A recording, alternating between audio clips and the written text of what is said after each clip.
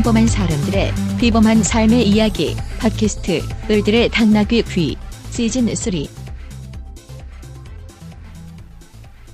네, 저희가 지금 대중문화와 젠더에서 젠더 돋보기 이제 2부를 시작할 시간인데요. 오늘 그 젠더 돋보기는 드라마 속에서 여성 노동의 제한이 어떻게 되고 있나라고 얘기를 했고요. 저희가 이제 1부에서 저희 작가 선생님께서 이런 얘기 해주셨어요. 노동 현장에서 여성은 노동하는 인간보다는 여성으로 우선 인식되는 경향이 있고, 그래서 항상 결정적으로 여직원이다. 그래서 남성과 동등한 노동자로 그려지고 있지 않다라고 했는데, 저희 그 2부에서는 좀 더 구체적으로 어떻게 드러나고 있는지, 일하는 여성이 드라마에서 어떻게 그려지고 있는지를 좀 더 살펴보도록 하겠습니다. 네. 작가님, 네. 어떻게 지금 제안되고 있나요? 일단 제가 이제 몇 가지를 생각을 해봤는데, 일단은 잠재적 연애 대상이 가장 먼저 떠오르더라고요. 네. 그러니까 일하는 여성이어도. 네네. 그러니까 이제 왜 이런 말 있잖아요. 미드는 경찰이 나오면 수사를 하고 의사가 나오면 진료를 한다. 일드는 경찰이 나오면 경찰이 교훈을 주고 의사가 나오면 의사가 교훈을 주고 한드는 경찰이 나오면 경찰이 연애하고 의사가 나오면 의사가 연애한다. 그러니까 그렇죠. 어떤 드라마에서든 또 어떤 여성이 뭐 어떤 직업을 가졌든 연애 대상. 그래서 러브라인은 어떻게 되느냐. 그러니까 심지어 비밀의 숲 같은 경우도 조승우와 배드나의 러브라인을 끝까지 포기하지 않은 그런 사람들도 있었어요. 아, 왜? 감정 못 느낀다는데 왜? 그런 캐릭터를 설정해도 포기할 수가 없어. 조승우가 살짝 미소 짓는 장면들 있잖아요. 거기에 또 이제 사람들이 되게 설레어하고 이제 막 이랬었는데, 어쨌든 그러니까 이제 연애 대상으로서의 여성 이미지가 아무래도 드라마에서는 굉장히 강하지 않나 싶고, 이게 작년에 이제 되게 사람들이 재밌게 보셨던 또 오해영이라는 이제 드라마를 이제 생각해 보면 될 것 같은데요. 이 드라마에서 오해영은 어느 회사의 외식사업본부 상품기획팀 대리예요. 그러니까 그래서 이제 드라마 초반에는 그 회사에서 이제 뭐 에피소드 같은 게 조금은 나오기는 하거든요. 그래서 저는 어떻게 생각했냐면, 이 여성이 일도 잘하고 사랑도 잘하고 이제 성장하는 이야기겠구나 이렇게 생각했는데, 중반 넘어가면서부터는 그 한도경 에릭이 연기했던 한도경의 사랑에만 자신의 모든 걸 거는 캐릭터로 나와요. 그래서 또 자신이 이제 또 그러니까 제목처럼 주목받지 않고 계속 뭔가 이렇게 자존감이 낮은 상태로 지낼 수밖에 없었던 거는 다른 오해영, 예쁘고 이제 모두에게 주목받았던 그 오해영 때문이다라고 이제 인식을 해서 그 여성을 미워하면서 증오하면서 이제 한도경의 사랑을 이제 쟁취하기 위해서 계속 거기에 집중하는 캐릭터로 나와서, 나중에는 그러니까 오해영이 대리였던가? 이제 이런 것마저도 이제 지워지게 되는 좀, 그래서 저는 개인적으로 되게 아쉬웠던 이제 그런 드라마였었거든요. 이게 전 같은 경우는 또 오해영이 재밌다고 주변에 친구들이 하도 그래서 처음에 저 궁금해하고 저 또 15초 보는 것 중에 30초. 네, 30초 보는 중에 그날은 한 10분 정도 본 것 같은데 딱 들어가고 봤더니 그 씬이 어떤 씬이었냐면, 에릭이 왜인지 모르겠는데 오해영네 방에 도청 장치를 해놓고 오해영이 하는 일들을 듣는 거예요. 명백하게 범죄인데 이게 로맨스처럼 그려지는 건가라는 굉장한 불쾌감을 느끼면서 그 10분 이후에 또 안 봤는데. 그러니까 이 드라마가 볼 수가 없는 거군요. 그러니까 오늘 주제하고 좀 다르긴 한데, 이 드라마에 그런 요소가 되게 많이 나와요. 그러니까 이제 여성이 여성을 혐오하는, 그리고 결국 자기 자신을 혐오하는 이제 그런 모습이나, 그다음에 우리가 이제 쉽게 얘기해서 데이트 폭력이라고 규정 지을 수 있을 만한 그런 일들이 되게 낭만화돼서 나오기도 하거든요. 그러니까 이제 이 연애 대상으로서 여성이 그려질 때 직업이 사실, 그러니까 오해영한테 뭐 외식사업본부 상품기획팀 대리가 아니라 뭐 다른 회사 직원이어도 그냥 충분히 오해영일 수 있는 그런 역할인 거죠. 그러니까 이런 부분이 조금 아쉬웠었고 저는 그거를 저도 아주 잠깐만 본 것 같아요. 근데 그 한도경이라는 사람은 뭘 네. 녹음하는 사람이었던 것 같은데. 네, 소리 예. 녹음하는. 그래서 그 사람은 항상 그럴 때 네. 남성은 자기 직업에 대한 어떤 성취, 그쵸. 자부심, 네. 그것이 자신을 드러내는 하나의 서사로 굳건하게 자기 정체성으로 있는데 맞아요. 여성은 그냥 이게 액세서리인 거야. 사랑에만 목을 매는.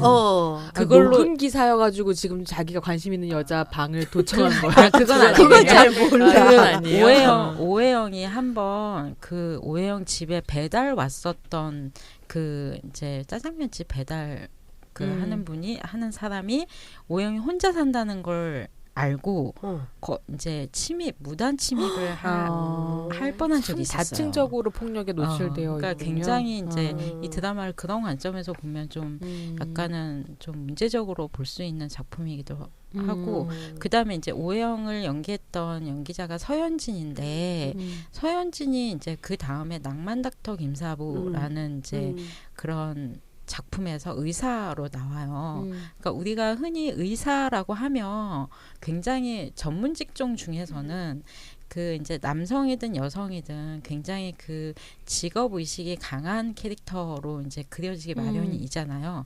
뭐 여기서도 그런 장면들이 나오는데 특이한 거는 아예 처음부터 그러니까 이제 윤서정에게 들이대는 강동주라는 후배가 있었어요. 유연석이 연기했던 강동주한테 윤서정은 선배이자 의사 동료가 아니라 그냥 사귀고 싶은 여자인 거예요.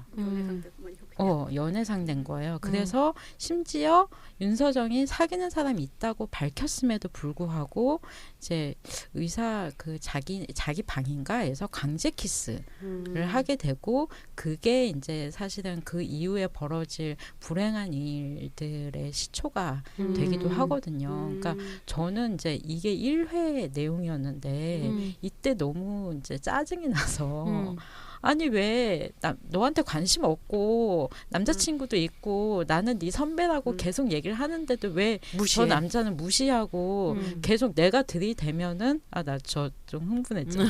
내가 들이대면 쟤는 올 거다라고 10번 찍어 안 넘어가는 나무 없다. 그렇게 생각을 하는 건가 이제 싶은 거예요. 게다가 자기 선배인데, 그러니까 이 직업 사회, 그러니까 특히 의사 사회에서는 서열이 되게 중요하잖아요. 근데 서열 다 무시하고 이제 들이댄 거잖아요. 그러니까 이제 이게 조금 많이 문제가 됐었던 것 같고. 잠재적 연애 대상자 이건 지금까지는 정말 거의 깨지지 않은 맞아요. 거의 불변의 법칙 같은. 드라마 나오면 그래서 러브라인이 이르게 되는 거야. 뭐 삼각이야, 사각이야, 막 이런.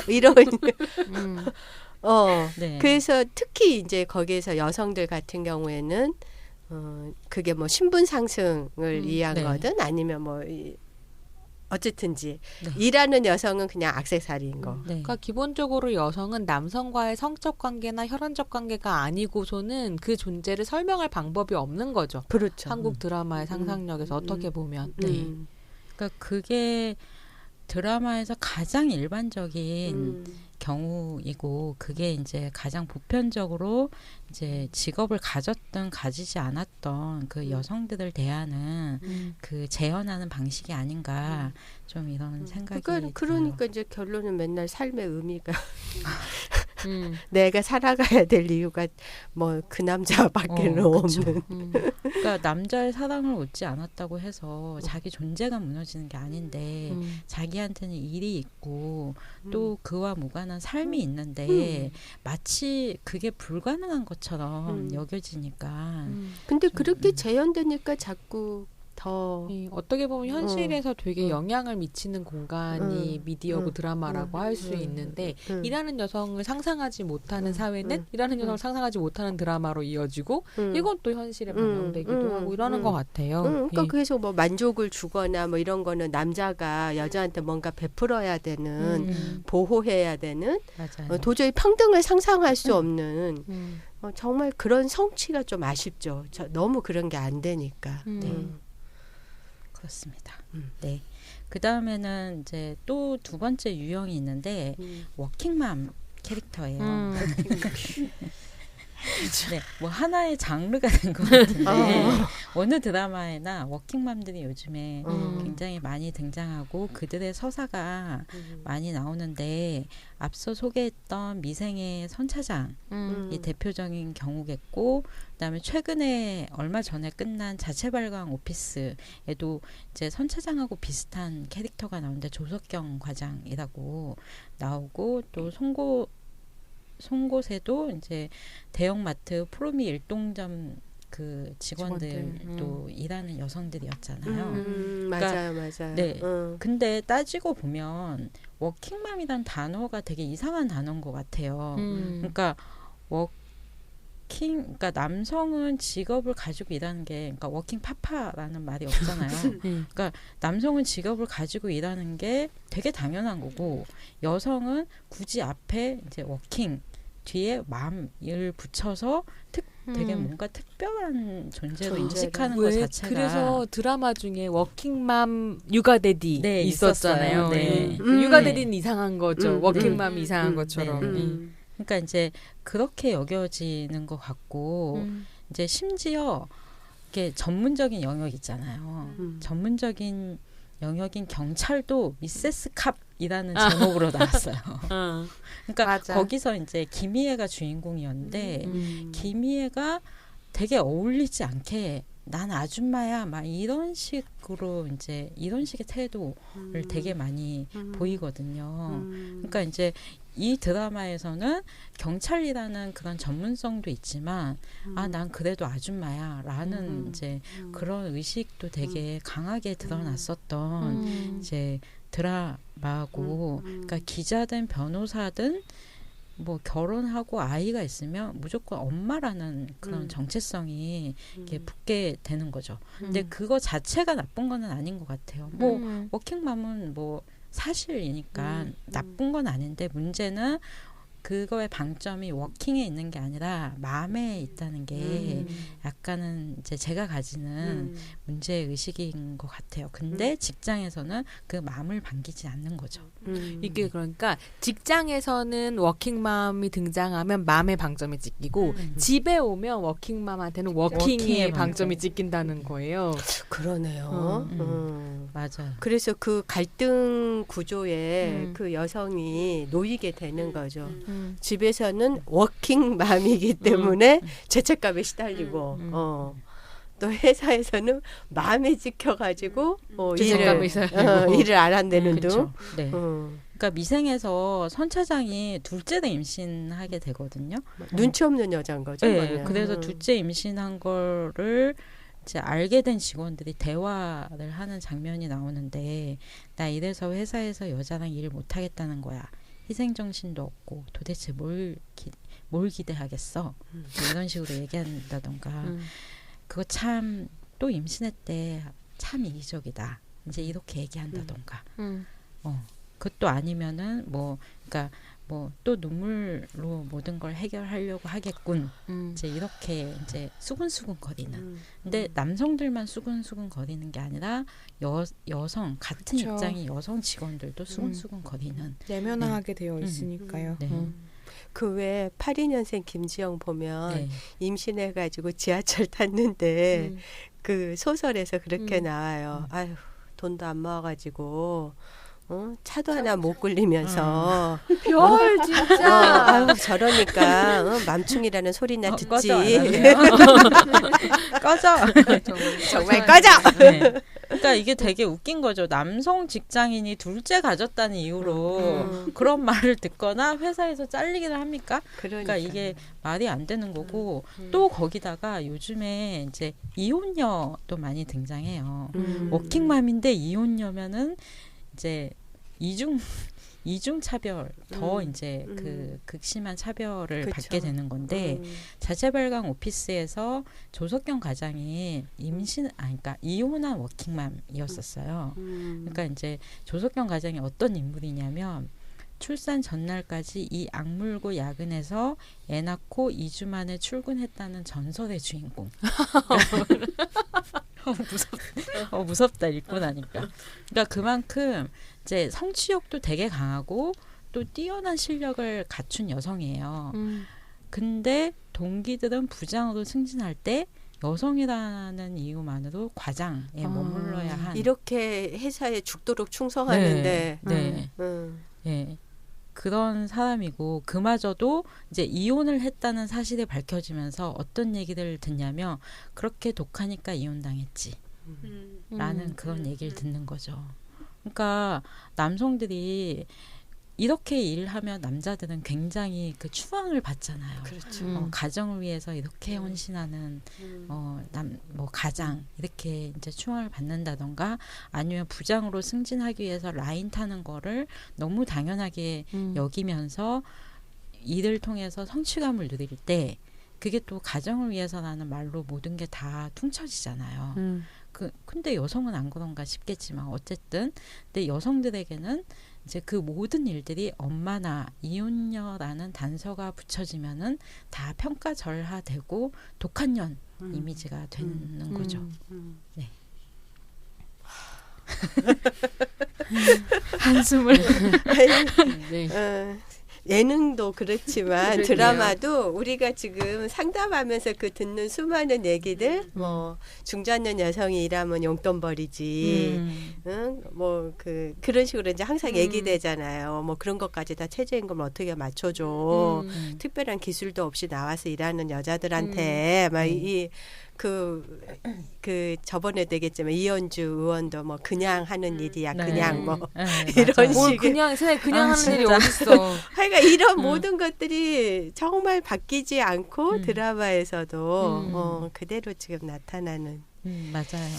근데 그게 그나마 전문직이거나 사무직인 경우에는 드라마에서 그나마 비중 있게 다뤄지잖아요. 그 직업이라고 하는 거 부정적으로든. 근데 이제 생산직이나 서비스직 여성의 노동이 이제 주요하게 다뤄진 적이 있었을까라고 생각해도 별로 없는 것 같아요. 그러니까 이제 그나마 몇 년 전에 송곳이라는 이제 드라마에서 봤어요, 송곳. 네. 대형마트 푸르미 일동점에 그 일하는 여성 노동자들이 나오긴 했지만 주인공은 남성들이었어요. 그러니까 파업을 주도한 이수인 과장하고 그다음 노동상담소 고구신 소장이었었죠. 그러니까 이 여성들의 목소리는 이 남성들의 문제의식을 통해서 이렇게 재현이 됐었었고 그 다음에 이제 그런 드라마를 보는 저조차도 그러니까 이제 사무직 여성이나 전문직인 여성의 문제는 저거 내 문제라고 인식을 하는데 이제 이 송곳에 계시는 이 여성분들의 문제는 우리 엄마의 문제라던가 그다음 우리 곁에 이웃의 문제라던가 그러니까 되게 쉽게 타자화해서 저조차도 그렇게 구분을 해서 드라마를 봐왔던 것 같아요. 그러니까 이거를 이제 준비하다 보니까 좀 그런 반성이 들었는데 그러니까 그 여성들의 노동의 문제를 내 문제로 인식하지 않기 때문에 이제 희박하게 재현이 되는 거에 대한 문제의식이 별로 없고 이제 그게 재현이 됐다 하더라도 되게 피상적으로 재현이 될 수밖에 없는 거고 사실 그러니까 그런 생각 드는 게 왜 뭐 남녀평등, 뭐 성평등 이런 이야기를 하면 사람들이 막 역차별이야 요즘엔 여자들은 능력 있잖아 막 이렇게 얘기하잖아요.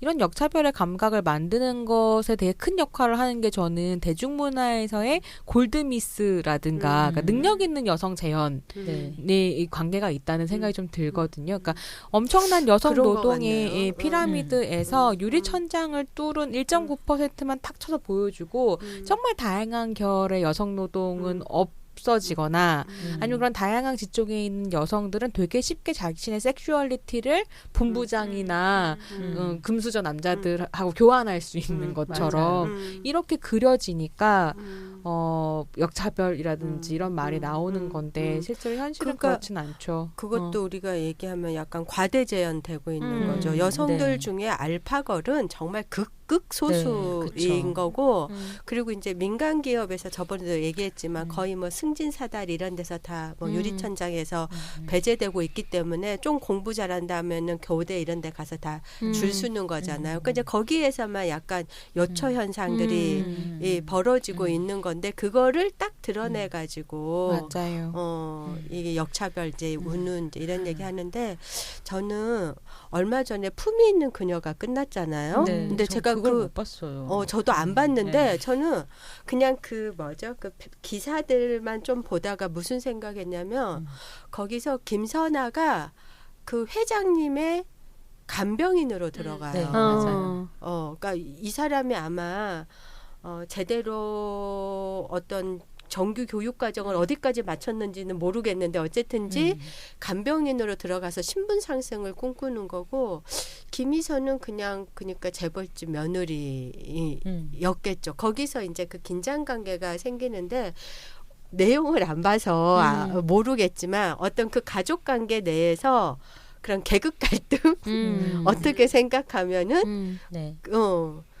한번 흥미롭게 그런 측면에서 이거를 봐도 괜찮겠다는 생각을 드라마 했어요. 시리즈를 한번 아니 이제 그러한 여성이 그러니까 이런 거죠. 그런 그 돌봄 노동 이런 거는 우리 사회에서 지금 중장년 저학년 여성들이 담당하고 있는 대표 직종이고 가장 그 가치 평가를 못 받고 있는 건데 이제 그 역할로 들어와서 뭐 나이 많은 회장님을 꼬셔서 결혼을 그러한 하면서 재현. 근데 그게 이제 품위 있는 그녀뿐 아니라 작년 제가 제목이 생각이 안 나는데 작년에 최강희 씨가 나온 드라마가 있었는데 그게 이제 복수를 하기 위해서 회장의 그 뭐라고 해야 되나 비서? 메이드? 네. 이렇게 들어가서 결국엔 회장의 부인까지 되는 그런 것도 있었어요. 예, 그런 게 있었어요. 그러니까 이런 재현이 이제 꽤 빈번하게 이루어지고 있는 것 같고 아까 이제 과대 재현에 대해서 이제 말씀을 하셨는데 그러니까 비슷한 맥락에서 우리나라에 지금 하고 있는 드라마들의 대다수가 굉장히 이제 하이 클래스의 전문직 중심인 경우가 다 그렇게 너무 사는 많아요. 줄 알겠어. 네, 그렇게 많고 사실 남녀 그러니까 공이 그렇게 왜 재현되는 예전에 것 같아요. 그 사랑과 전쟁은 보면 누가 그랬는데 중산층 그러니까 중산층이니까 저렇게 그러니까 쓸데없는 그걸 가지고 싸운다. 그런 것 갖다 싸운다. 그러니까 다 거기 나오는 가정은 다 중산층 가정이었었거든요. 그러니까 이제 비밀의 숲 같은 경우도 결국에는 이 사회 문제를 해결하는 주체는 결국에는 검사들인 거잖아요.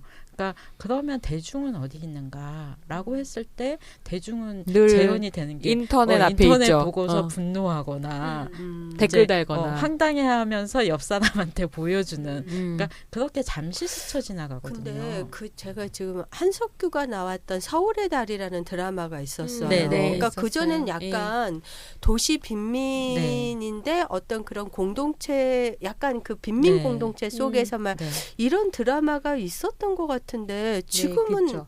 있었었는데 점점 없어지고 없어졌고 그런 걸 별로 본 기억이 없네요. 네. 이게 거의 공동체가 없어요. 다 와해되고 사회적 안정만도 무너졌을 때 사실 이 사회가 기댈 수 있는 상상력이라는 거는 아주 뛰어난 엘리트를 중심으로 한 영웅 스토리인 것 같거든요. 그러니까 신화를 필요로 하는 시대가 되어버려서 근데 그 신화의 주인공은 늘 수수께끼를 풀어서 여성을 트로피로 가져가는 남자들의 이야기인 거죠. 그러니까 결국에는 정말 없어졌다. 한동안은 막 재벌 맞아요. 얘기들 네. 많이 나오고 이제 재벌이 사회적으로 폐악을 너무 네. 많이 끼치니까 재벌이 좀 사라지면서 이제 검사 얘기만 요즘에 남았어요. 검사 얘기. 그래서 그래서 이게 비밀의 숲 처음에 할 때도 되게 저희가 시큰둥했던 게 검사 얘기 이제 안 보고 싶다 이 마음이 되게 강했는데 이제 다행히도 되게 좋아서 이제 보게 됐는데 왜 내부자들의 검사였던 조승우가 비밀의 숲의 황시목이잖아요. 그냥 검사로 이어지는.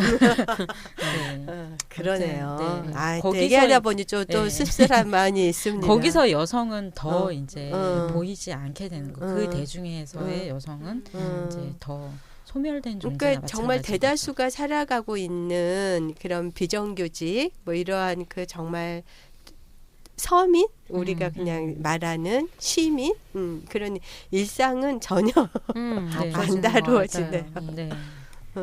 이제 그 다음에 또 생각을 해볼 게 이제 앞부분에 그 잠재적 연애 대상, 그 다음에 워킹맘, 그 다음에 이제 어떻게 재현이 되고 있냐면 사회성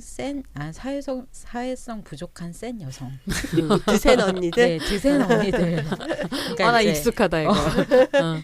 제가 약간 그런 이미지여서 네, 어리바리한 20대 여성이나 3, 40대 워킹맘 사이에서 이제 이런 여성들이 이제 존재하는데 직장의 신에서 이제 미스 김이 항상 회식이나 접대 등을 거절하면서 왕따가 되거든요. 그러니까 쟤는 왜 저래? 이제 이러면서 왕따가 되고 심지어 회식하자고 할 때 그건 시간 외의 수당을 주셔야 된다고 그렇게 얘기해서 이제 원성을 사는. 근데 저는 신박한데 막 이랬는데 그렇고 미생의 안녕이도 무슨 얘기를 듣냐면 뭐가 이렇게 뻣뻣해? 죄송하다고 안 해?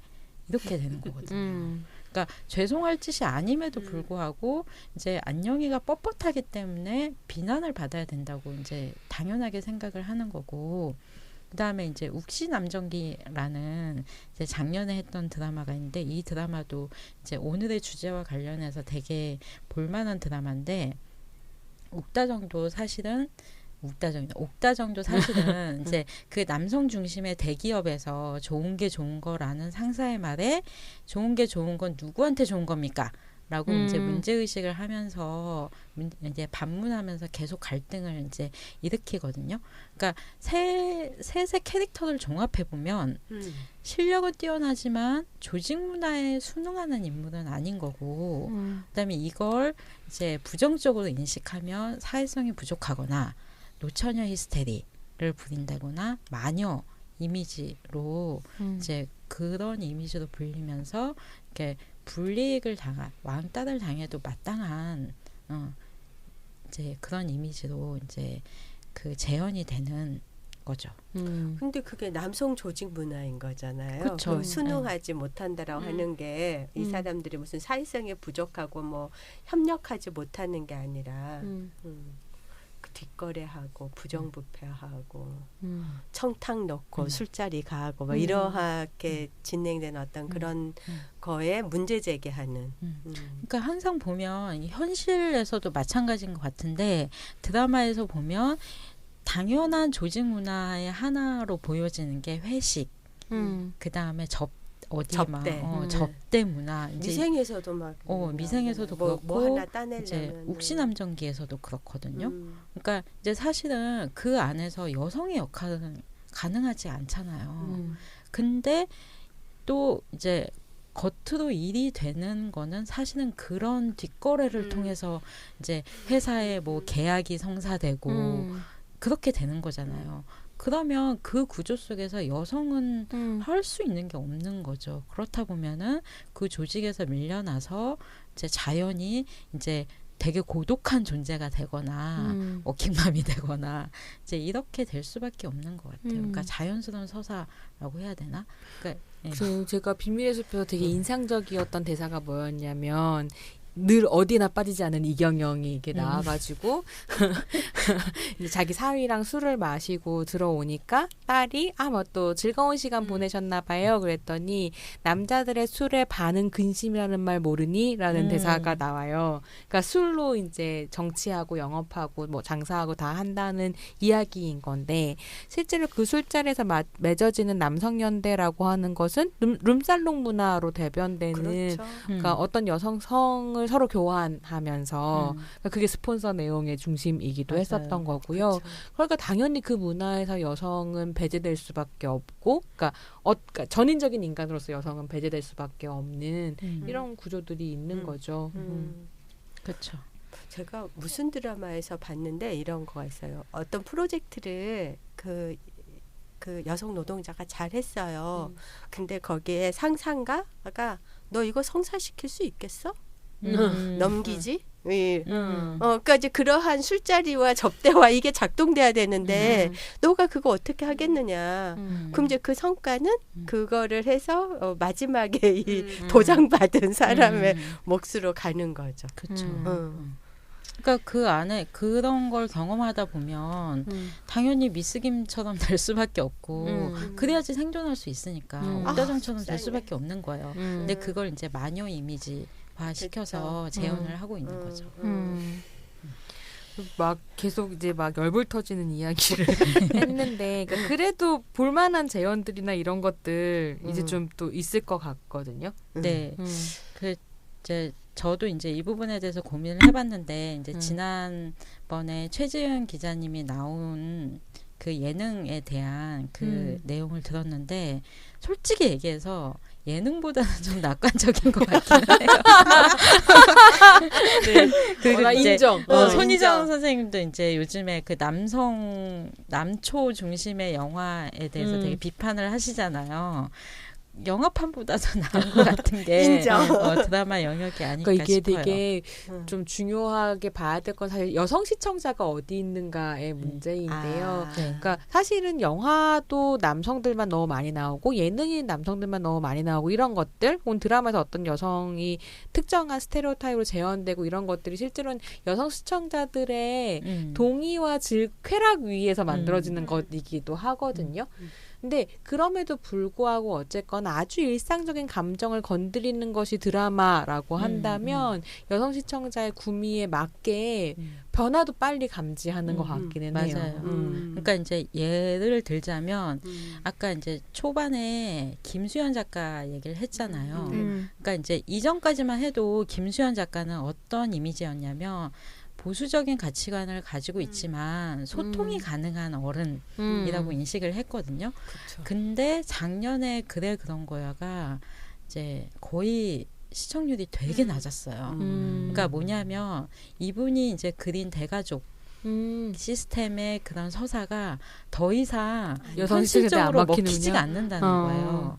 그러니까 이제 그러면은 김수현 작가님은 다음 작품은 또 어떻게 들고 계속 그 세계관을 고수한다면은 뭐 소수의 이제 시청자들 마니아층만 양산할 수밖에 없겠고, 그러니까 말씀하신 대로 시청자 요구에 되게 민감하게 드라마가 반영을 하는 장르이기 때문에 저는 이제 저희가 좀 이런 비판 의식을 가지고 본다면 계속 드라마는 더 진화할 수 있지 않을까 좀 이런 생각은 들어요. 네.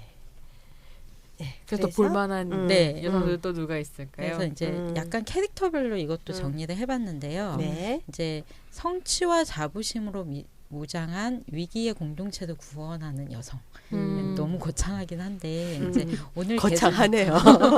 오늘 계속 나온 이제 직장의 신의 미스김이나 네. 옥신함정기의 옥다정이나 또 요즘에 이제 그 핫한 언니가 있는데 아버지가 이상의 변혜영 같은 캐릭터인데 그 공감하면서 네, 변혜영 진짜 멋있어요. 아 그래요? 정말 시원한 사이다를 한 10잔은 들이마신 것 같은. 그렇구나. 네, 그러니까 이제 이런 여성들이 갑자기 튀어나온 건 아니고 이제 계속 있었던 것 같아요. 그러니까 이제 기억을 더듬어서 보면은 이제 뭐 예전에 제가 되게 좋아하는 시트콤인데 올드미스 다이어리에 보면 이제 그 성우로 일하는 미자가 이제 주인공이었는데, 그러니까 그 30대 초반의 여성들의 일과 사랑을 되게 잔잔하고 재미있게 잘 다뤘던 것 같고, 그 다음에 이제 영원한 언니의 반열에 오른 내 이름은 김삼순.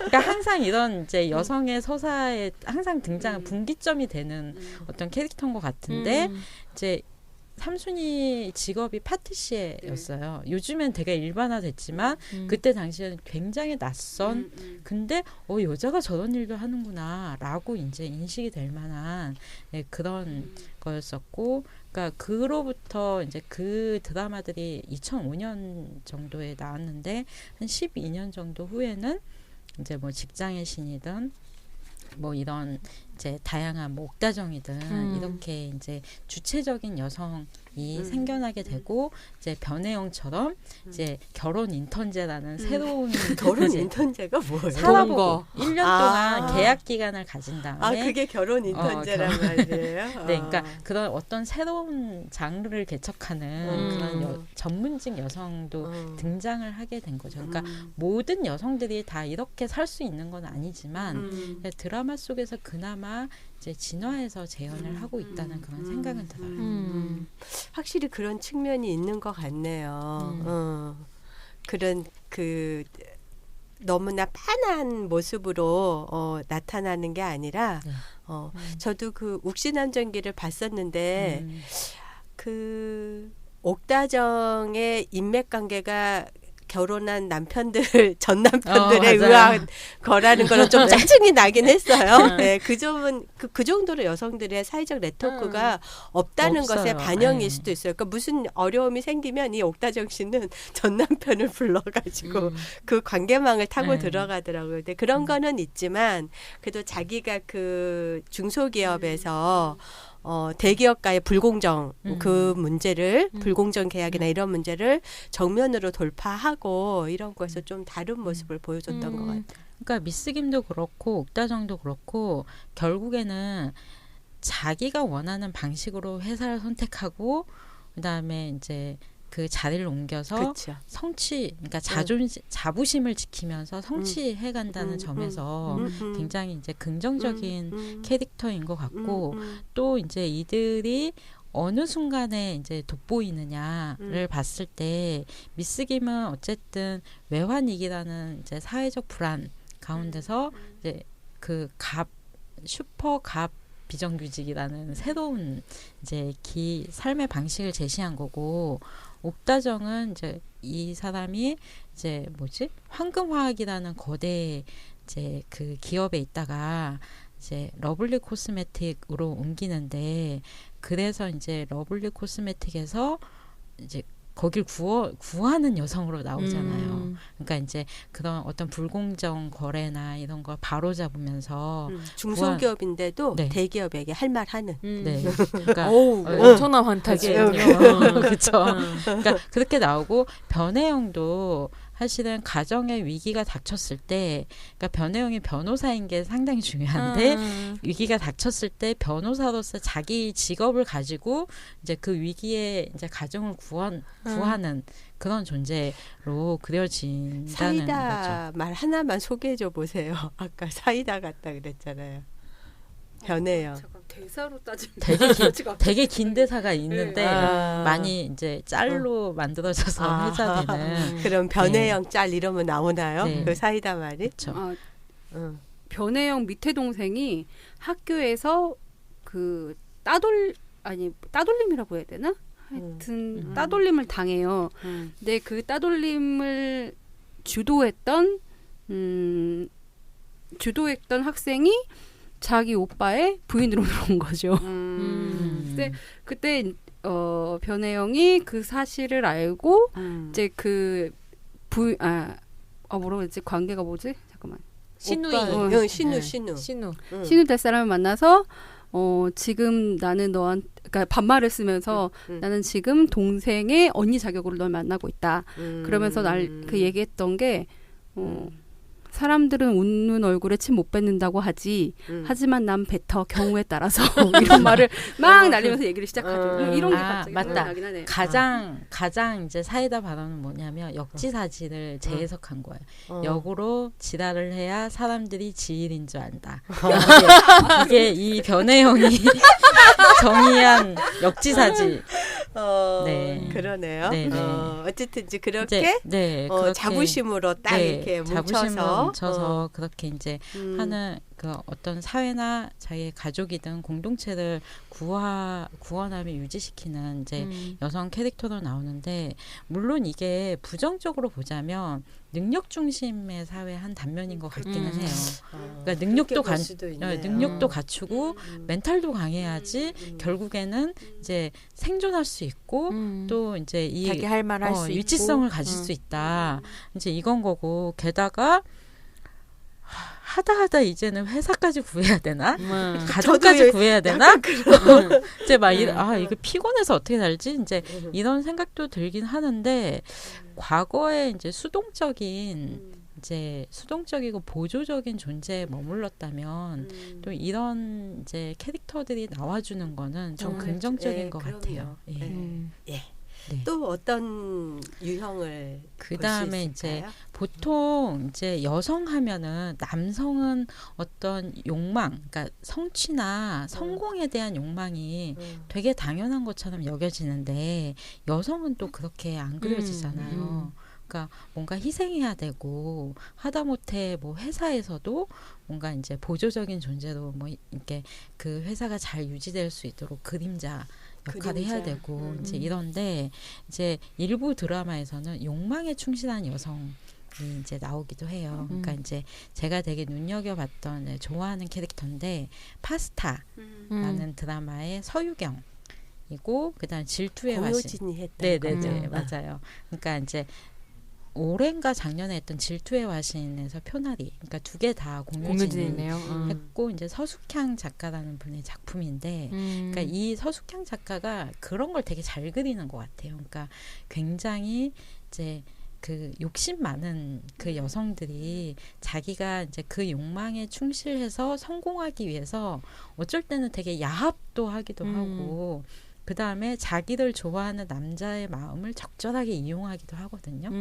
그래서 어떻게 보면은 되게 여우 같은 그런 이제 옛날 서사로 보면은 악녀에 가까운 이미지일 수도 있는데 그걸 이제 공효진이 되게 일단은 너무 잘 사랑스럽게 잘 표현하고 그 다음에 이제 그게 나쁜 게 아니다라는 거예요. 그러니까 이제 되게 파스타에 되게 유명한 대사가 있는데 이제 공효진, 그러니까 여기서 서유경은, 그러니까 그 결국에는 그 자기를 되게 무시했던 셰프, 그러니까 자기 사수 셰프를 이성균이 연기하는 사랑하게 버럭버럭 소리 지르는 사랑하게 되거든요. 그러니까 이제 동료가 그런 말 해요. 야, 너는 일도 성공하고 싶고, 사랑도 뭐 이루고 싶냐? 너 너무 욕심 부리는 거 아니야? 이렇게 얘기하니까 이제 그 서유경이 어떻게 얘기하냐면 일하는 토끼가 사랑도 하는 거 아닌가? 이렇게 얘기를 하거든요. 그러니까 이게 이제 이 두 드라마에 나오는 여성들을 관통하는 어떤 하나의 메시지 같은 건데, 그러니까 앞서서 일하는 여성을 잠재적 연애 대상으로 이제 여긴다. 이렇게 문제의식을 저희가 이제 공유했는데, 그러니까 처음에는 일하는 여성을 재현하는가 싶다가도 어느새 직장에서 연애하는 스토리로 흐르고 나중에는 연애만 하게 되는 이제 그런 여성을 많이 그렸는데 이제 이 드라마에서는 서유경과 표나리는 이제 적절하게 상황을 이제 그 이용하면서 자기의 욕망도 포기하지 않고 사랑도 포기하지 않는 일도 하고 사랑도 하는 여성. 또 일가정 양립인가요? 물론 뭐 결국에 가정으로 연결되는 건가? 연결되는 건 아니지만. 네. 근데 이제 그거가 이렇게 굉장히 주체적으로 그려진다는 거잖아요. 지금 20대 친구들은 이런 걸 다 꿈꾸지 않을까요? 이게 그렇죠. 당연히 일에서도 자기 커리어를 쌓으려고 할 것 같고 사랑에서도 선택 당하는 게 아니라 내가 선택하고 싶고 그러지 않을까요, 지금? 그럴 것 같아요. 그래서 굉장히 어떻게 보면은 이제 아까 방금 제가 옛날 같으면은 되게 얄밉고 악녀 이미지로 그려졌을 법한 내용이 되게 이제 그 굉장히 사랑스럽고 어떻게 보면은 좀 좋은 이미지로 그려진 게 약간은 이제 그런 요즘에 이제 세태를 반영을 한 게 아닌가. 이게 당연한 거니까. 욕망할 수 있는 주체이기도 하니까. 네. 그렇죠. 희생과 헌신 네. 꺼져 하고. 네. 이제 그 다음에 또 살펴본 거는 직장에서 연애하지 않고 일하는 여성. 비밀의 숲, 드디어 등장하나요? 연애하지 않고 일하는 우리가 여자. 다 몰아보게 하면. 아니 근데 약간 비밀의 숲에 그러니까 뭐 한여진 경이랑 그다음에 영검사 이렇게 나오긴 하는데 저는 약간 그런 생각이 들었는데 이게 연애가 성사가 안 되는 건 조승우가 감정을 못 느끼기 때문인 거잖아요. 영검사는 되게 좋아하고 맞다. 한경이도 사실 좀 애매한 것 같은 느낌은 있거든요. 맞아. 몇 번 사인을 보냈는데 이 남자가 못 알아챈 걸로 나온 거였어. 근데 저는 한경이는 약간 인간적인 연민이라고 그렇게 느꼈는데. 볼 수도 있을 것도 그렇죠. 같고. 네. 그러니까 저는 또 여기서 되게 재밌게 비밀의 숲에서 이제 연검사 한경이 나오지만 그 조승우 검사실에 그 여성 맞아요. 그분 되게 좋아요. 그러니까 일 되게 잘 하잖아요. 그러니까 어떤 역할이든지 척척 이제 하고 그 다음에 이제 되게 비중이 낮은 조연이지만 그래도 어떤 큰 서사의 흐름 안에 항상 있었던 것 같아요. 그러니까 맞아요. 그렇게 여성의 노동을 그린다는 게 참 좋았던 것 같아요. 네.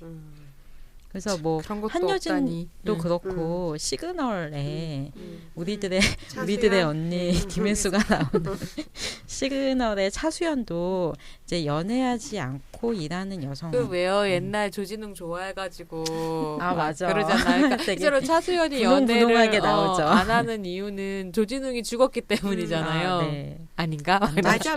맞아요. 네. 네. 네. 그러니까 이제 계속 저희가 반복했던 게 이제 그 어떤 직업이나 스토리가 나오던 결국에는 이제 러브라인으로 연결되는 거에 대한 이제 비판적인 게 나왔는데 이제 시청자들도 그거에 물려가는 것 같아요.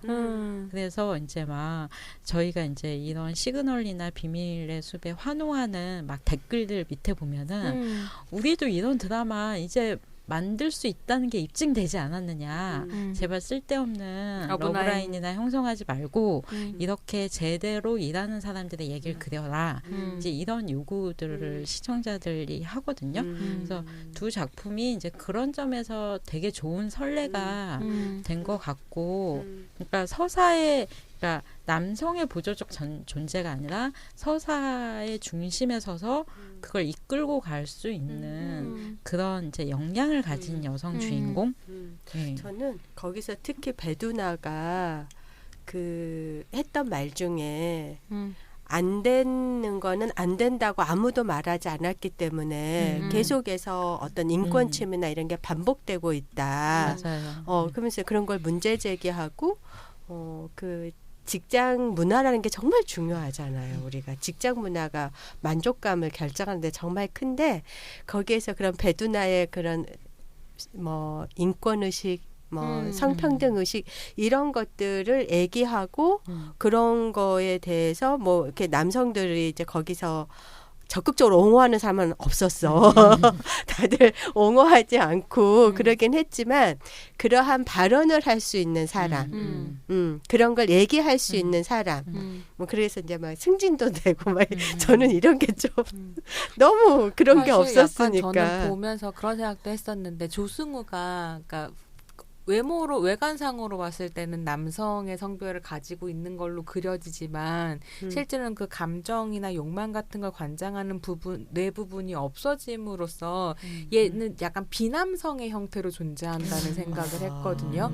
그래서 약간 퀴어 캐릭터처럼 느껴진 거예요. 그러니까 그런 성별 이분법을 뛰어넘어서 어떤 다른 존재라는 의미에서 좀 독특한 면이 있었고 실제로 그러니까 이 사람이 그 남성 중심적인 조직에서 남성의 피지컬을 갖고 있어서 이득을 가져가지만 그 남성 문화에 젖어들지 않기 때문에 깨고 나올 수 있는 조승우 남자 캐릭터 아니었던 것 같은 거예요.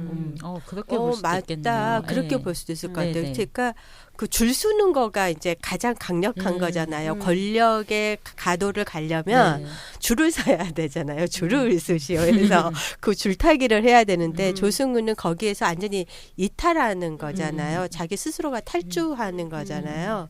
근데 그 해석을 그렇게 할 수도 있을 것 같아요. 그렇게 보면 약간 직장의 신의 김혜수, 그러니까 직장의 신을 안 봐서 모르겠는데 두 사람의 그 느낌이, 약간 감정 없고 능력은 매우 출중하면서 이걸 이 조직의 한계를 뛰어넘을 수 있는 여성 캐릭터. 그러니까 그게 한여진도 약간 비슷한 게 맞아. 한여진도 그 라인에 속하지 않은 사람이고 그 다음에 한여진에게는 어떤 강점이 있냐면 그러니까 조직에게 불이익이 가해질 정도의 사실, 그러니까 뭐 그 그치, 자기의 그치. 서장을 고발한달지 이런 거는 사실 불가능한 일인데 한여진은 그걸 하잖아요. 그렇죠. 그러니까 말씀하신 대로 이제 어떠한 라인을 타지, 그러니까 우리가 당연하게 여겨왔던 라인을 타지 않는 거, 그리고 이제 그런 주류 라인에서 벗어날 수 있는 사람만이 그러면 이제 왜냐하면 사회를 바꿀 수가 있는 그 건가? 라인 이런 생각도 자체가 들고. 너무 남성적인 네. 라인이기 때문에 비남성들만 가능한 거죠. 네. 라인으로부터 탈주할 수 있는 거. 그럴 것 같아요. 뭐 육아휴직, 남성 육아휴직도 네. 그렇고 네.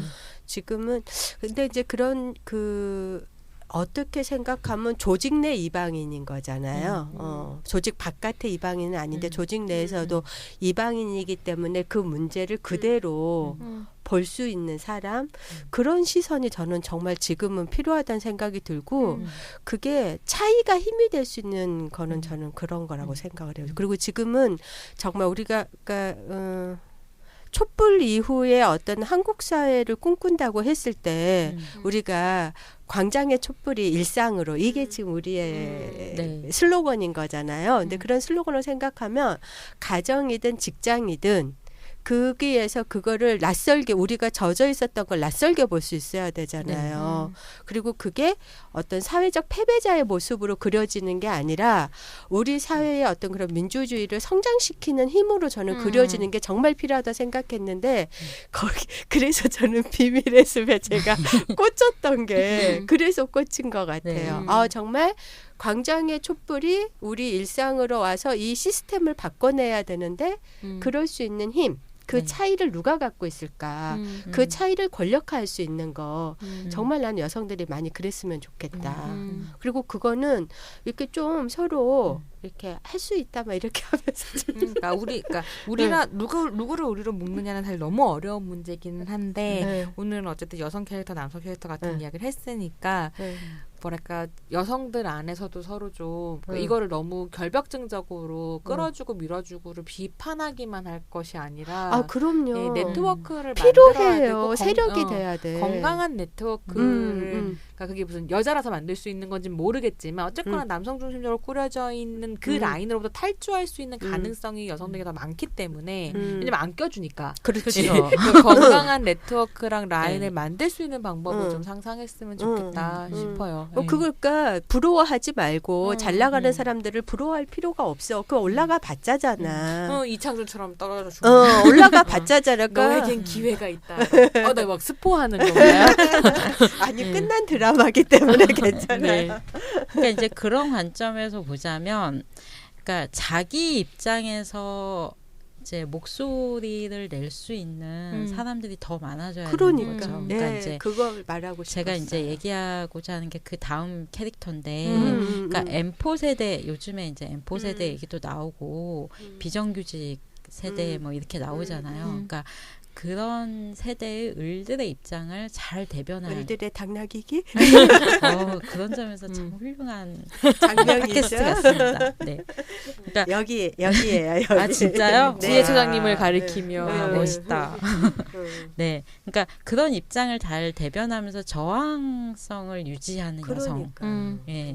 제 캐릭터가 요즘에 이제 약간 좀 젊은 세대를 다루는 드라마에 되게 많이 나오는 것 같아요. 그러니까 제가 되게 좋아하는 이제 폭문으로 들었소 같은 폭문으로 들었소의 서봄 같은 캐릭터나 그다음에 이 서봄이 그다음에 자체 발광 오피스의 은호원 역할을 하기도 하거든요. 그다음에 이제 가장 최근에 되게 재밌게 봤던 쌈 마웨이 같은 이거 좀 봤어요, 저도. 네. 제목은 많이 들어봤어요. 네, 이것도 재밌더라고요. 되게 재밌어요. 네, 그러니까 그런 드라마에 이게 거기서 이제 최애라 얘기가 나오는데 이제 이게 약간 요즘에 좀 두드러진, 그러니까 저희가 초반에 얘기했었던 청춘시대 같은 경우도 사실은 이 세대에 속하는 여성들의 이야기인데, 그러니까 이제 M4 세대로 불리는 비정규직 여성들의 이야기가 많아지고 있다는 점에서는 좀 우리가 주목해서 봐야 되지 않나라는 생각이 드는데, 이제 풍문으로 들어서는 사실 일하는 여성의 얘기는 아닌데 제가 팬심에서 이제 언급을 해봤는데, 이 드라마에서는 이제 서봄이 이제 그 대대로 이제 법조인 집안의 그 이제 장남과 하룻밤 실수로 해서 이제 고등학생인데 임신을 해서 이제 들어가 며느리가 그 집에 되는. 며느리가 되는 과정이거든요. 이제 근데 그 세계에서 순응하지 않고 거기서 이제 운동을 나름대로 투쟁을 하게 돼요.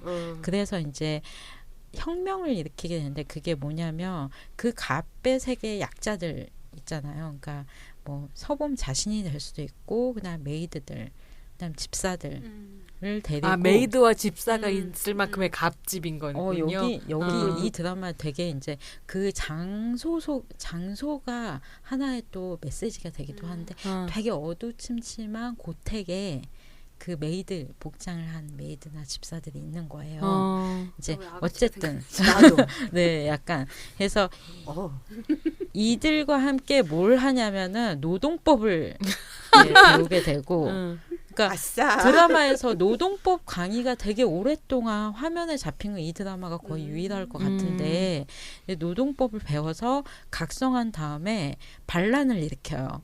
그래서 이들이 다 나와가지고 새로운 공동체를 형성하게 되는데 그 공동체에서 서범은 이제 그 일을 하게 되고 서범이 일하는 동안 이 아이는 그 마을 그 공동체가 이제 돌아가면서 봐주는 함께 공동 육아를 하는 그런 장면으로 끝나거든요. 봐야겠네요. 네, 그렇게 끝나거든요. 땡깁니다 지금. 이 드라마는 진짜 볼만. 영업에 성공하신 것으로. 비밀의 숲과 삐까삐까하게 알겠습니다. 문제의식을 예. 느낄 수 있는. 봐야겠어요. 네. 그 다음에 이제 자체 발광 오피스. 얘는 은호원은 굉장히 저스펙의 비정규직 노동자거든요.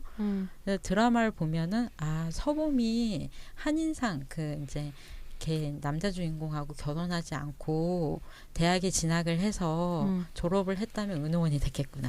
왜냐하면 서범 집은 되게 가난했거든요. 그러니까 이제 그렇게 생각을 했는데 딱 그 이미지예요. 그러니까 이 드라마에서 은호원은 자소설 100통을 쓴 다음에 겨우 이제 그 하우라인이라는 가구 회사에 취직을 하게 되는데 그런데 자기의 취업을 도와준 의사가 있는데 사실 그 의사가 이제 그 뭐지? 되게 불순한 그 회사가 그 하우라인의 오너의 아들이었고 되게 불순한 의도로 자신을 그러니까 낙하산으로 꽂아 넣었던 사실을 알게 되는데 알게 된 다음에 얘는 어떻게 하냐면 그 의사한테 당신은 지금 법을 모모를 어겼고 그래서 나는 당신을 고발하겠다. 이제 이런 식으로 얘기해요. 그러니까 고맙거나 미안한 게 아니라 당신 나 되게 불쾌하고 그러니까 나는 내 실력으로 들어갈 수 그러니까 내 실력으로 들어가길 원했는데 이제 그렇게 했기 때문에 난 되게 불쾌하고 당신은 이런 걸 어겼고 갑질하지 말라. 이제 이렇게 이제 얘기를 하면서 결국에는 실력으로 인정을 받아요. 그래서 은호원이. 근데 이제 이 드라마에서는 이제 다른 남자 직원들도 나오는데 거기서 이제 그 질서 있잖아요. 그러니까 뭐 살아남으려면 어쩔 수 없이 해야 되는 접대 같은 거 이제 그 뒤에 리베이트 줘서 이제 막 이렇게 뭐 성사시키는 거 그거에 대해서 유일하게 그건 아닌 것 같다라고 선을 그는 거 은호원이에요. 그러니까 이제 그런 이제 그 저항하는 이제 여성으로서 소신껏 행동하는 그 여성 네, 듣다 보니까 좀 재밌는 게 이게 지금 고하성 씨가 다 연기한 거잖아요. 고하성 씨가 영화에서도 오피스라는 영화에 출연하거든요. 맞아요. 그런 영화 있었던 그래서 것 같아. 엄청 비정규직인 이제 여성 인턴하고 그다음에 계속 만년 과장이고 따돌림 당하고 무능력한 남성 과장 사이에 그러니까 둘이 등장을 하고 이 남성 과장이 자살을 해요. 자살을 해서 고하성한테 빙의가 되거든요. 그리고 이제 갑질을 했었던 재밌겠다. 다른 사람들을 쓸어 죽이는 이런 식의 호러물인데 고하성은 약간 비정규직 여성의 얼굴 같은 것인가. 그러니까 비정규직 여성의 얼굴이기도 하고 고하성 눈빛이 저는 되게 좋은데 제가 이제 별명을 붙인 게 지지 않는 눈빛이라고 별명을 붙였어요. 그러니까 팬심이 막 묻어나는 것 같아. 그러니까 어떤 경우에도 그러니까 막 이글이글 타오르는 게 아니라 굉장히 직시하면서 할 말 다 하는 나긋나 그러니까 조곤조곤하게 할 말 다 하는 그런 캐릭터. 어떻게 보면 저는 그 설국열차라는 영화의 주제 의식이나 결론에 별로 동의하는 편은 아니지만 설국열차에서 자본주의의 은유라고 얘기했었던 기차의 옆구리를 터뜨리는 것도 고화성이거든요. 되게 맞다. 예, 재미있는 네. 배우론을 네. 써도 좀 재미있겠다는 네. 생각이 드네요. 네. 근데 이렇게 저항하는 주체에 남성은 없나요? 늘 남성들은 저항하고 있지 않아요? 조승우 같은 얼굴로 아. 대변해 검찰 영화들. 아니 이렇게 지금 그 저스펙에 네. 이런 쪽으로는 없나요? 그런 쪽으로는 제가 이제 약간 살펴보지 않아서 잘 모르겠는데, 그러니까 이 청년 남성의 경우는 저는 그러니까 관심사가 아니어서 재미가 아니 이제 어떤 생각이 드냐면 당황했어 지금. 남성들은 그런 전문지 지금 네. 말씀하신 것처럼 비밀의 숲의 검사라든가 그런 거는 있는데 이렇게 비정규직에 정말 그 우리가 말할 때 굉장히 그 집안의 어떤 배경도 없고 그런 왜 그런 동해야 이런 애들 있잖아요. 동해 이런 애들 아닌가? 너 드라마 안 보고 아무 말이나 막 한다. 비슷해요. 예. 있어요. 그러니까 요즘에 뭐 배달원 뭐 이런 거 천안 하는 배달권. 거라는데. 다행이네. 아니 사실, 나는 또 세상을 구원해야 되는 이러한 네. 역할을 여자 몫인가? 여자한테 맡기고 자기들은 다 잘 나가는 네. 그런 건가 하는 생각이. 네. 그러니까 제 생각에는 지금 혁명하는 여자 캐릭터를 이런 식으로 벼려낼 수 있을 정도로 그 캐릭터가 몇 안 된다면 남자들의 얘기에는 굉장히 많을 것 같아요. 시스템이랑 싸우거나 타협하거나 이런 식의. 그러니까 남자들 캐릭터는 제가 이제 최근에 인상 깊게 봤던 건 이거 최근도 그러니까 동네 변호사 조들호 그런 거 있어. 그런 캐릭터인 거죠. 그러니까 이제 그러니까 조들호는 되게 성공지향적인, 되게 안정적으로 승승장구하는 검사였는데 이제 어떤 그 검사로서 이제 조직의 요구에, 그러니까 이제 어떤 그 검은 요구에 불응했다가 이제 완전 나락으로 떨어지거든요. 박신양. 네. 그래서 그 다음에 각성을 해서 이 사람이 이제 그 동네 변호사라는 타이틀을 가지고 억울한 사연이 있는 사람들의 이제 사연들을 이제 들어주고 이러면서 사건이 전개가 되겠습니다. 이걸 해결하고 결과적으로 마지막엔 거학을 해결하죠. 그렇죠. 네, 알겠습니다. 네. 네. 어쨌든지 지금 그런 M4 세대에서 그런 네. 비정규직 여성들이 네. 그 직장 내에서 저항하고 자기 목소리를 내는 네, 네. 그런 캐릭터도 또 하나의 캐릭터로 유형화할 수 있겠다. 네. 예. 네. 근데 이제 이 여성들이 발랄하게 저항한다고 하지만 사실 세상이 변하지는 않는 것 같아요. 그럼요. 그러니까 이제 어떻게 보면은 뭐 얘네들 이 친구들은 계속 이제 언제 잘릴지 모르는 그런 위기에 있거나 아니면 잘하면은 워킹맘이 되거나 이제 이게 순환 구조 안에 이제 여성 노동자의 생애 서사에서 이제 들어가게 되는 거고 그다음에 세상이 여전히 이제 정규직 비정규직으로 갈라져 있고 그다음에 이제 그 비정규직이 생겨나면서 질이 낮은 노동 환경에 이제 여성들이나 아니면은 이제 청년들이 이제 모이게 되는 건데 그러면서 이제 그 청년들 향해서 노력을 하지 않은 개인 탓 이제 돌리거나 아니면은 내가 금수저가 아니어서 흙수저여서 이렇게 됐다거나 이제 자기 자신을 이제 비하하는 방식으로 이제 살도록 내몰거나 이제 그들을 모욕하는 이제 언어적 물리적 이렇게 폭력을 가하는 걸로 이제 많이 재현을 하게 되는데, 그러니까 청춘 시대 같은 경우에 그런 장면들이 나와요. 그러니까 여기서 이제 생계형 알바를 뛰는 윤진명이라는 캐릭터가 나오는데 이 윤진명의 소원이 뭐냐면 취직해서 평범한 삶을 사는 거예요. 맞아. 그래서 이제 이 친구는 이제 레스토랑 매니저의 과외에 그러니까 쉴 틈이 없고 유일하게 이제 이 친구에게 허락된 사치는 일요일 밤에 맥주 한 캔 마시는 거. 이게 유일한. 생각나. 그래서 이제 그 삶을 유지하기 위해서 이제 모든 인간관계하고 절연하고 이제 자기 계속 그걸 이렇게 살아야 하는 그래도 이제 그 등록금을 모으기 힘든 그런 상황인데 이 친구가 이제 그 레스토랑 일하는 레스토랑에서 성희롱 성추행을 당해요. 근데 잘릴까봐 참아야 하는 거죠. 그러니까 이제 이런 장면들이 이제 꽤 많이 나오게 되고 이제 아까 이제 언급한 그 뭐지 그 최애라 나오는 쌈마이웨이. 쌈마웨이도 최애라가 이제 저기에요 그 뭐지 회사의 안내 데스크 백화점의 안내 데스크 이제 안내원이거든요. 그러니까 사람들이 되게 무시하잖아요. 특히 요즘에 이제 갑질 막 이렇게 그래서 그 갑질의 희생양이 돼서 결국에는 회사를 나오게 되거든요. 그러니까 내가 뭘 이렇게 갖추지 않아서 이런 게 아니라, 그러니까 사회 자체가 그렇게 이제 이제 청년들의 현실을 이제 계속 이제 그 코너로 모는 거고.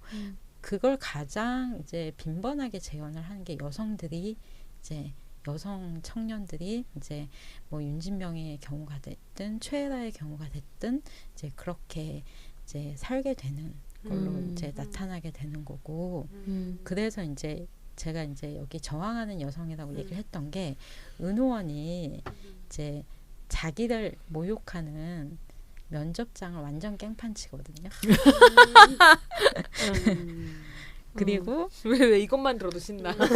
그리고 최애라 같은 경우도 이제 뭐 그런 얘기를 해. 면접을 보러 갔는데 남들 이력서 스펙 채울 때 뭘 했습니까? 이제 이런 데인데 최애라가 눈을 동그랗게 뜨고 저는 남들 그렇게 할 수 있을 때 돈 벌었습니다. 이렇게 얘기를 하거든요.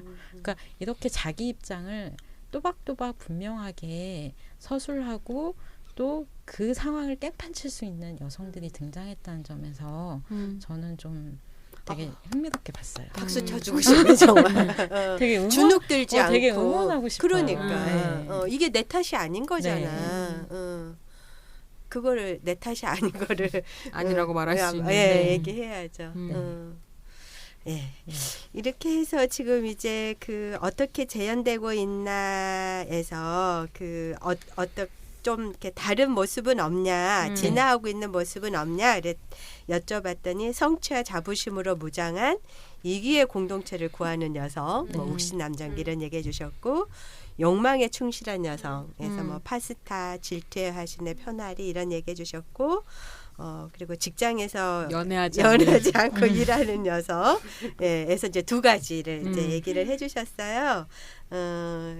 그 우리를 몰아보게 밀어넣은 비밀의 숲에 뭐 한여진 그리고 비정규직에 그 저항하는 여성 이렇게 해서 이제 저희가 쭉 한번 이제 훑어봤는데 거의 이제 저희가 마무리할 시간이 되었어요. 그래서 이렇게 드라마에서 일하는 여성이 이제 어떻게 재현되고 있나에서 얘기를 시작해서 거의 한 3시간 가까이 얘기하고 있는데 뭐 어떤 얘기를 조금 더 나누고 싶으신지 뭐 어떠신지요? 이 주제를 생각할 때 사실 제일 먼저 떠올랐던 드라마가 막대먹은 영애 씨였었거든요. 그러니까 오늘 얘기할 기회가 별로 없었는데 저는 사실 이 드라마를 지금 시즌 12까지 16번째 시즌 방영을 앞두고 있어요. 올 가을에 이제 16번째 시즌을 하는데 대단하다. 이제 10년이 넘게 전원일기 이후에 최장수 드라마가 아닌가 이제 이런 생각이 10년이 드는데 넘었어요? 네네. 근데 이제 전 사실 볼 엄두가 안 나서 이제 못 보고 뜨문뜨문 보기는 했는데 이 드라마를 제가 왜 주목을 했냐면 사실 이제 이영애라는 그 캐릭터가 30대, 20대 후반인가 30대 초반부터 지금까지 그냥 이 여성의 그냥 사회적인 그냥 인생을 쭉 그 함께 살아온 이제 시즌이거든요.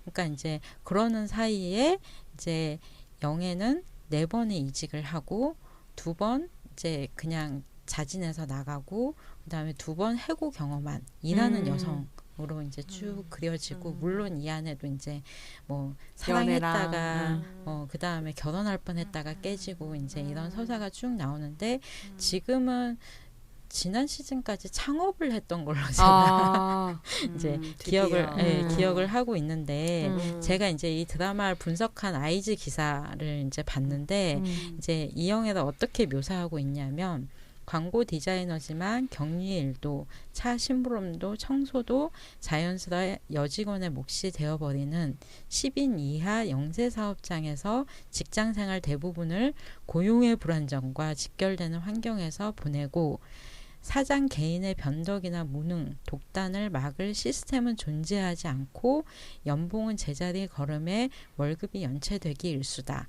시즌 12에서 경력 12년 차 디자이너인 영애의 월급은 203만 원에 불과했다.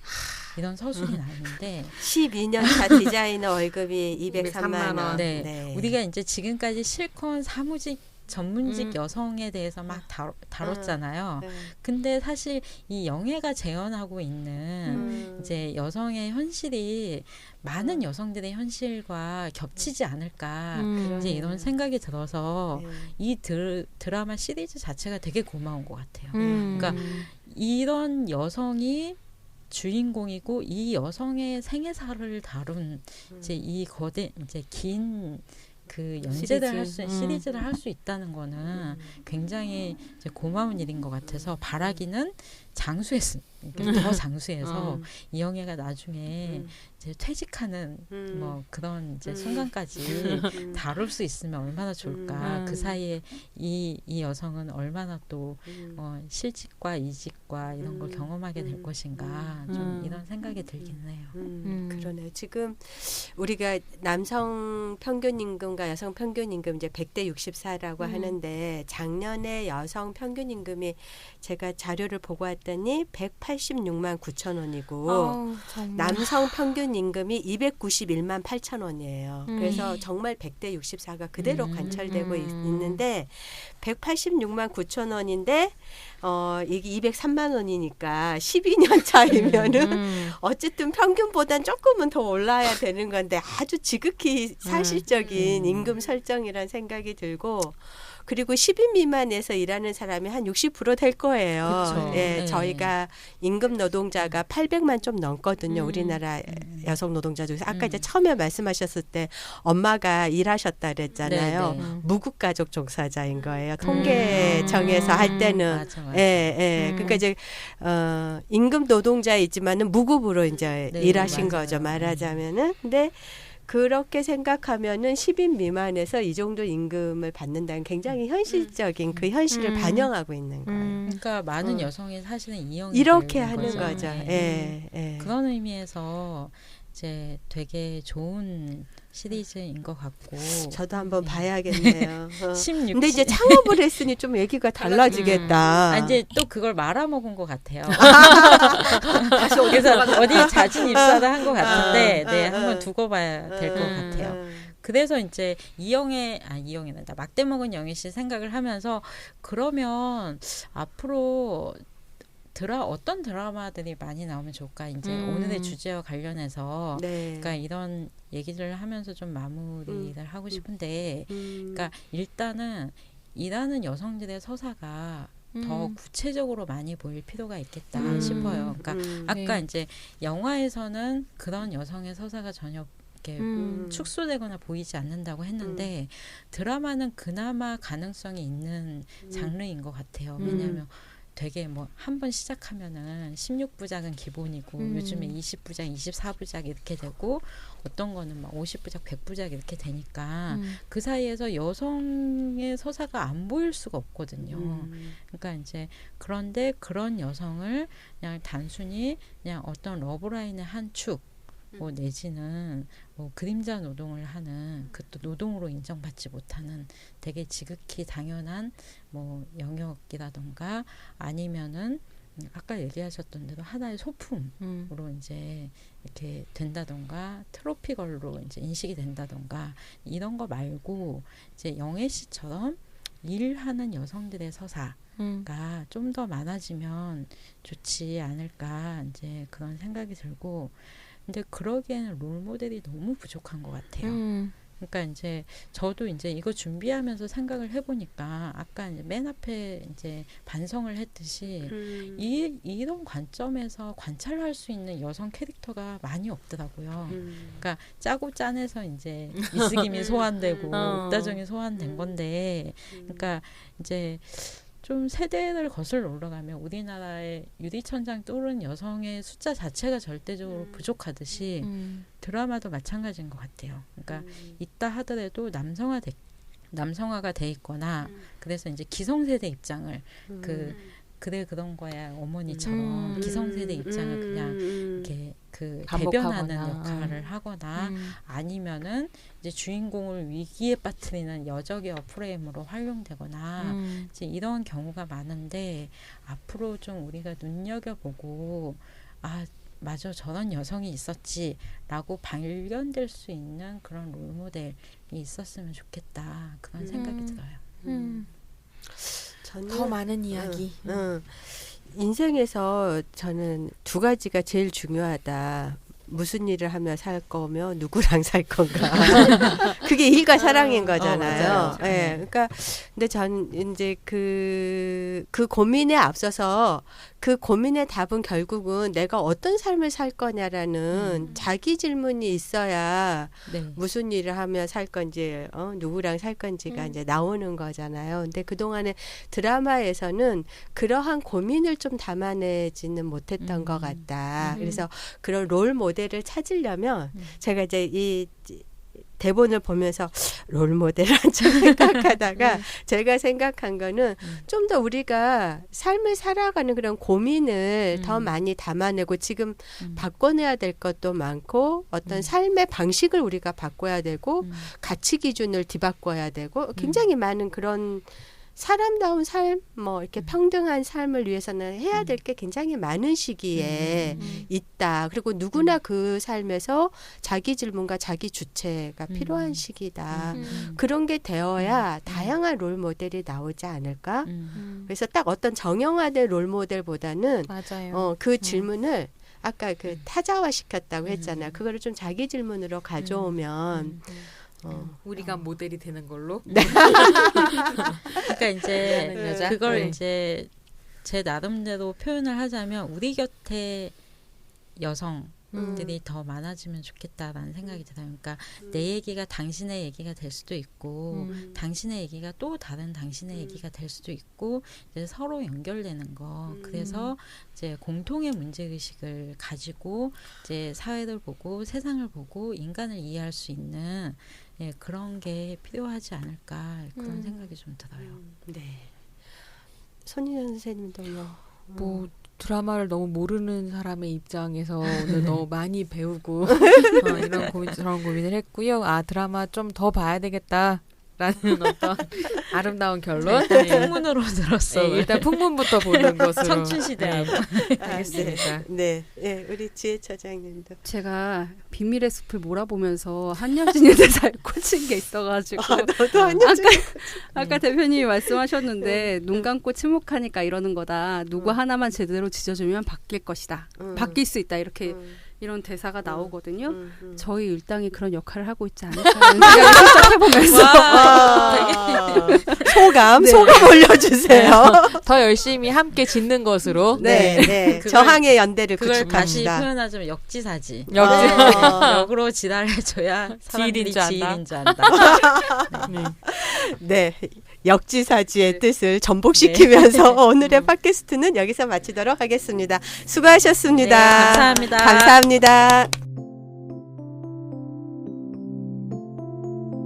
팟캐스트 을들의 당나귀 귀 시즌3는 2017 서울특별시 성평등기금 후원 사업으로 한국여성노동자회에서 제작합니다.